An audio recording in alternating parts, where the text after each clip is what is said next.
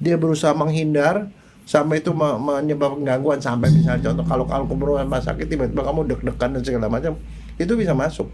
Makanya yang kayak gituan mestinya harus ke dokter.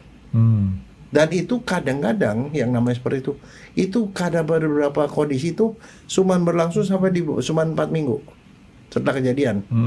Tapi kalau nggak diobatin itu bisa berlangsung seumur hidup lagi. Nah, ini bisa menyebabkan gangguan macam-macam.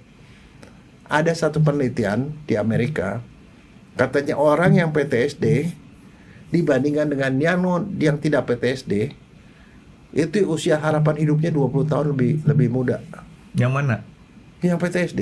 20 tahun lebih lama atau lebih sedikit? Lebih muda.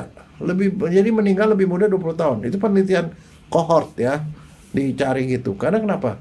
Yang begituan tuh biasanya dia mengalami gangguan. Gangguannya bisa tekanan darah jadi lebih tinggi, dia kolesterol jadi lebih tinggi, bisa jadi penyakit gangguan stroke, lebih gampang stroke, sakit jantung dan segala macam. Jadi gangguan kardiovaskuler lebih banyak. Sehingga ujung-ujungnya ke sana. Makanya batasannya 1 bulan. Kalau setelah kejadian itu 1 bulan dia masih begitu, is okay. Tapi lewat 1 bulan dia kompleks, itu masih harus ke dokter. Karena dokter itu nanti akan mengubah pola pikir kita sehingga kita tuh trauma itu hilang atau berkurang. Ini dokter apa maksud dokter? Dokter Psikiater. saraf? Oh, Psikiater atau psikolog. Bukan dokter saraf ya, dok? Bukan. Dan untuk mendeteksi ini PTSD atau bukan, tidak bisa ke dokter umum. Ke saya juga nggak bisa, harus ke psikolog atau psikiater. Karena ada kriteria diagnostiknya seperti ini. Oh, ini ini masuk. Dan kalau sudah didiagnosis, ya bisa diterapi.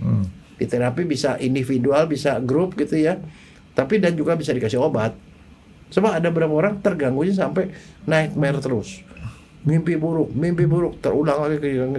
Ada orang yang rada-rada ringan seperti misalnya itu, kalau dia kejadian di rumah sakit, begitu dia rumah sakit dia anti. Tapi kalau dia anti tapi masih bisa, barangkali masih bisa masuk ke dalam rumah sakit walaupun rumah sakit yang beda, ya mungkin masih ringan lah. Tapi kalau sampai sama sekali ngeliat rumah sakit itu dia udah trauma begitu, itu ya harus dapat pertolongan. Artinya PTSD ini bukan sekedar kita mengambil pelajaran dari pengalaman yang kemarin, ya? Sebab begini, yang nggak semua orang mengalami itu.